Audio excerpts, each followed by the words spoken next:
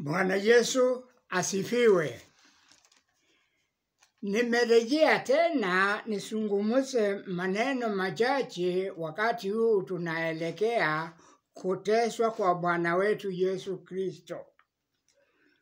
Lakini kwa kuwa nitaanzia baada ya yeye kufufuka wakati aliteswa na kuzikwa siku ya Ijumaa na kufufuka siku ya kwanza ya juma. Baada ya kufufuka ndio nataka kusungumusia, kwa kuwa kuna amri alitupea ili tuwe tukifuata. Kitabu cha Mathayo 28 na mstari wake 18. Yesu akaja kwao akasema nao, akawaambia, nimepewa mamlaka yote mbinguni na duniani. Tuombe. Mungu Baba yetu, na kuomba ufungue wasikilizaji wangu masikio na waweze kuelewa ni amri kuu tuliopewa ili tuifuate au tuitende.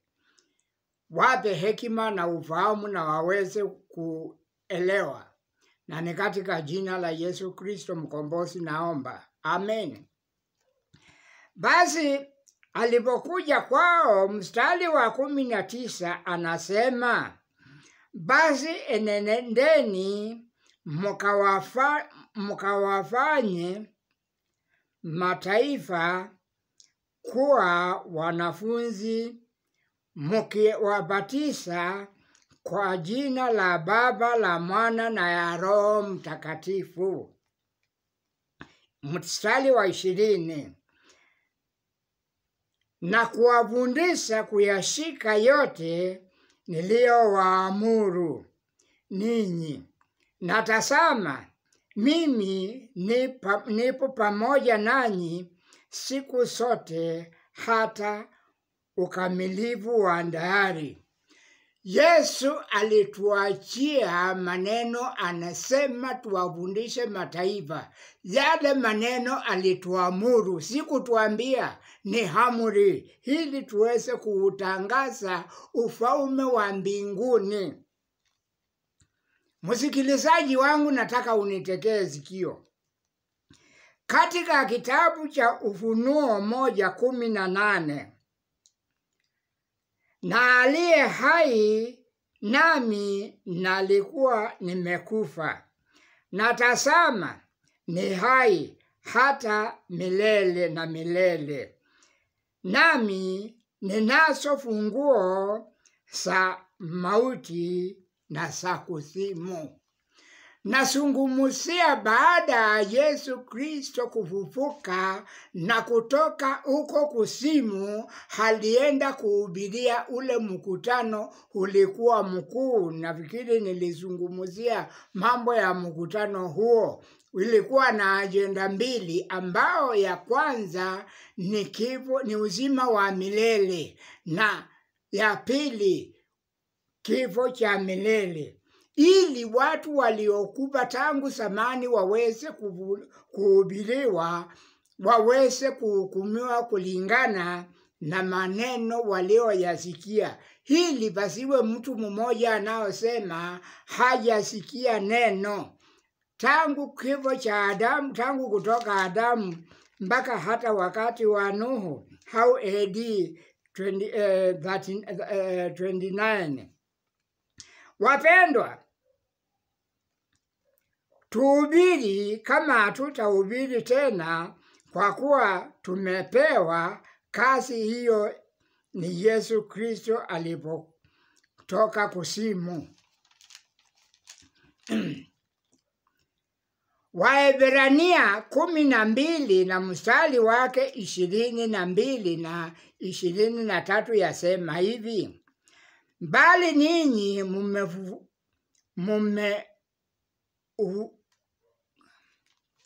mumeufikia mlima Sayuni na mji wa Mungu aliye hai, Yerusalemu wa mbinguni, na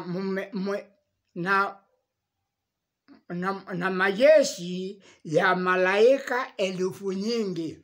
Sasa sisi wale wameamini, ni mili tu tuko hapa, lakini uzima wetu upikia mlima wa mbinguni, mlima wa Sayuni ya mbinguni, kwenye majeshi mengi ya malaika walioko huko mbinguni.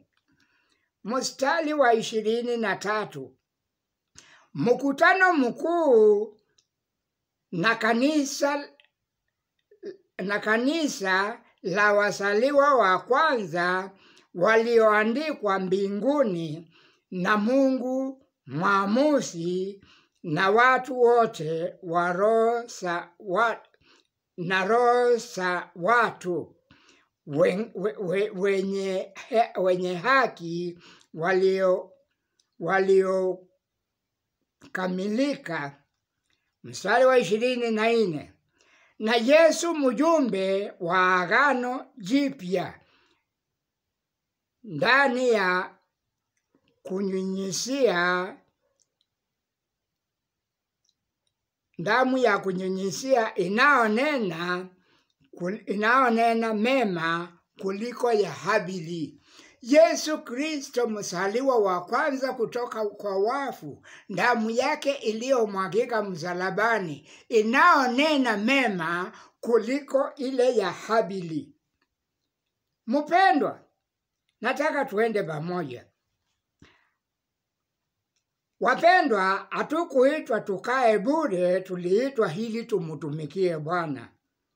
Tumia kipawa uliopewa na Yesu wakati ulioitwa, na ikiwa haujaelewa ni kipawa gani ulio nacho, enda mbele ya Mungu, upige magoti, utubu na umwambie unataka akuvunulie kipawa aliyokupea ili umtumikie nacho. Kwa maana Yesu yuaja. Fanya haraka ili uweze kumtumikia Bwana. Umuulize na atakwambia. Waraka wa Timotheo wa kwanza 6 mstari wake nianzie wa 6. Walakini utaua pamoja na kuridhika ni faida kubwa, kwa maana hatukuja na kitu duniani, tena hatutaweza kutoka na kitu. Shida hii nataka kusema, shida iliyoko wahubiri tulio nao hubiri, shida ni kutaka kuwa na pesa, kuwa na mali nyingi, lakini tunawacha ule mwito, kwa maana duniani hatukuja na kitu, hatukuja na mali, na hatutachuma mali. Tutafanya kazi ya kuhubiri tupate taji ya mbinguni, ili tukiwa na chakula na nguo turidhike na vitu hivyo. Kwa maana tukiridhika na hizo tutafanya kazi vizuri. Lakini hao watakao kuwa na mali nyingi huanguka katika majaribu na tanzi na tamaa nyingi zisizo na maana, zenye kudharau,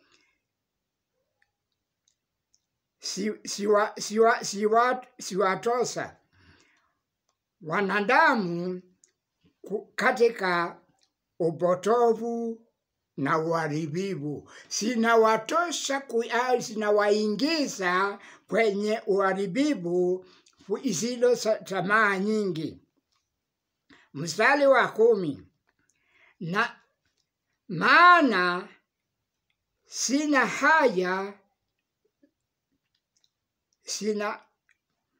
sina moja la ubaya ya kila namna ni kupenda fedha, ambao wengine hali wakitamani hiyo, wamefarakana na imani na kujichoma kwa maumivu mengi, wakitamani hizo fedha.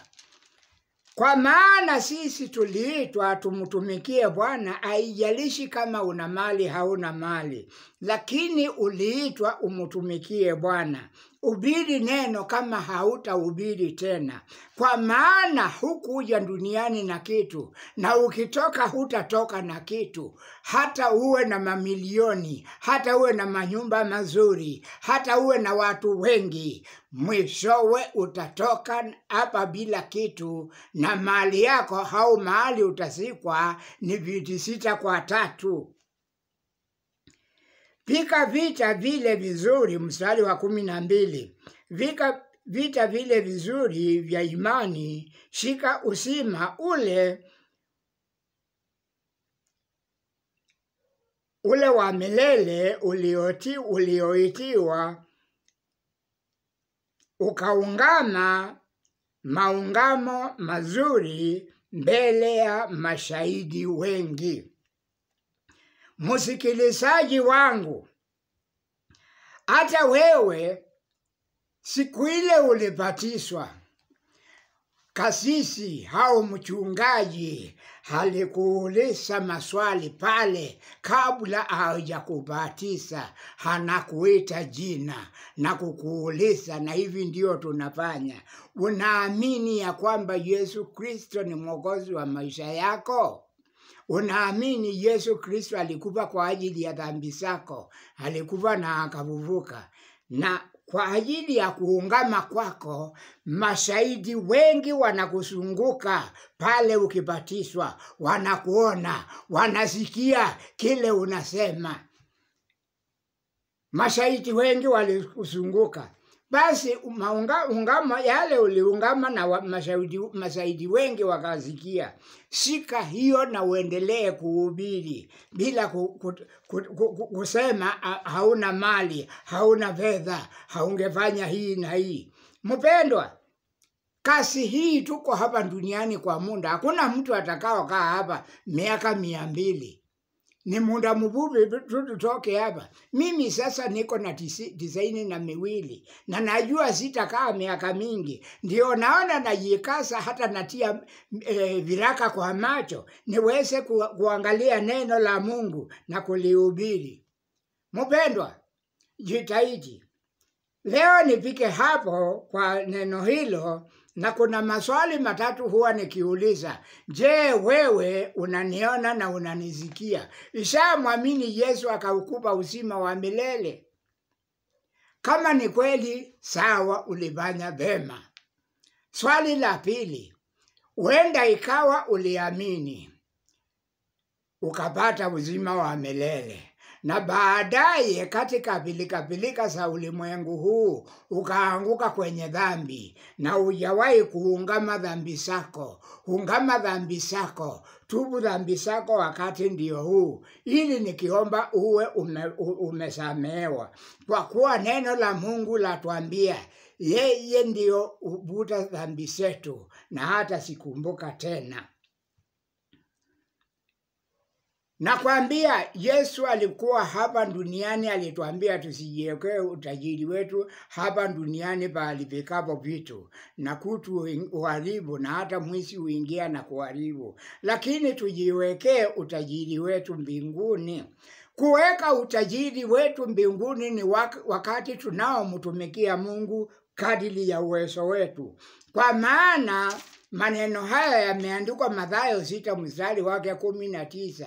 Hujawahi kuona ngazi ya kupanda mbinguni upeleke utajiri wako huko, lakini nataka kukushauri vile utapeleka utajiri, na nakuomba na kusihi unitekee sikio. Kuweka utajiri wako mbinguni. Wale watu unaona wanaenda kanisani kufanya kazi, jiunganishe na wao, utende kazi pamoja na wao mpendwa, kwa maana hiyo ni mojawapo wa njia ya kufanya kazi. Ukiona wale wahubiri wanakuhubiria neno la Mungu, ukasikia umebarikiwa moyo wako. Hawa midomo yao ni posta ya kufikisha mbinguni, na utasikuta huko, utajiri wako utaukuta huko. Mhubiri anaokuhubiria na kusihi na kuomba uweze kuungana naye, umusimamie na kile huko nacho. Labda amekosa nauli ya kwenda kuhubiri huko anaendanga kuhubiri, mupatie nauli. Hau ikiwa gari haina mafuta, muwekee mafuta ili aweze akaende kuhubiri huko. Ikiwa anahubiri angani hewani kama mimi, umupatie kitu ya kumsindikisha aweze kulipa wifi ili uweze kusikia neno. Hii ndio neno nataka kukuambia. Kwa sababu hiyo ni maneno nimekuambia. Tunafanya kazi hapa duniani kwa niaba ya Yesu Kristo akiwa pale mbinguni, anatusikia. Wagalatia kifungu cha 6 na mstari wake wa 6 na wa 7 na wa 9 inasema hivi. 6 inasema, mwanafunzi wa lile neno na amugawie mkufunzi wake au mwalimu wake vitu vyake vizuri. Na mstari wa 7, msidanganyike, Mungu adhihakiwi. Na mstari wa 9, msichoke na kutenda mema. Unanisikiliza msikilizaji wangu? Unaweza kusema pengine wewe pesa zako umetafuta, umetoa jasho. Ni sawa, umetoa jasho, lakini wajidanganya. Siku moja unaweza kuwa masikini wa mwisho pale tutakaoitwa na Bwana tukutane naye hangani. Tutakaa pale miaka 7 tukipokea mishahara. Je, huko tayari kupokea mshahara? Na ni kwa ajili ya kazi gani umetenda? Msikilizaji wangu, Wakorintho wa kwanza 9 mstari wake 13 na wa 14. 13 yasema hivi, waliofanya kazi ya hekalu waliofanya kazi hekaluni walikula vitu vya hekalu, na wale waliofanya madhabahuni walikula vya madhabahu. Mstari wa 14, Bwana mwenyewe akaamuru. Sikiza, ni amri. Mhubiri wa injili atakula injili hiyo, kwa kuwa mfanyikazi lazima apate mshahara wake. Kwa hivyo nataka kukuambia kinaga ubaga uweze kuelewa. Mhubiri anaokuhubiria ukasikia umebarikiwa, huyo ni mtumishi wako, na njia ya kutumika kwake, au unaweza kusimama naye ukimuvimia suti nzuri, akivaa mbele ya mkutano, anajisikia ako sawa. Mpendwa, ni kukushauri na kushauri, na ndio sababu niko hapa. Ukimupatia hata mbuzi mzuri akakule na watu wake, hata kuku, usimame naye, umupatie hata pesa kidogo, hata ukiwa na uwezo unaweza kumununulia gari. Hii ndio unaweka akiba mbinguni, ile tuliambiwa na Yesu. Hapa duniani hutapata ngazi ya kuenda mbinguni ili ukaweke akiba. Msikilizaji wangu, nakoma hapo siku ya leo, na hata kesho ni siku. Nitaomba kwa ajili ya wale waliamini na wale wametubu na wale waliniuliza niwaombee. Tuombe. Mungu Baba yetu ishie milele, na kushukuru kwa kunipa nafasi hii niweze kuzungumza mambo machache kwa wakati huu. Wale waliamini wapokee, na wale waliungama dhambi zao uwasamehe. Na wale waliniuliza niwaombee, sijui shida zao. Wengine pengine ni watu wameajiriwa wanapata mshahara baada ya siku 30. Wengine wanafanya biashara zao. Baba, na kuomba uwakumbushe na uwajulishe ya kwamba uliwapea kazi hizo ili waweze kutenda kazi yako. Kuna watu wengi wanatafuta kazi na hawajapata. Kuna watu wengi wanataka kufanya biashara na hawajawahi kufaulu. Mbona wao wamefaulu? Ni wewe umewezesha. Na naomba kwa ajili ya hao waliniuliza niwaombee. Mimi sijui shida zao. Kama ni kupungukiwa, neno lako latuambia dhahabu na fedha ni mali yako, na watawala juu ya vyote vilivyo duniani na vilivyo mbinguni. Kutana na mahitaji yao na watakushukuru. Kwa kuwa walijua nikizungumza nawe utakutana na mahitaji yao. Sauti yangu ya nyamaza. Roho Mtakatifu apeleke ujumbe kwa wale wanaostahili. Na ni katika jina la Yesu Kristo mkombozi naomba. Amen.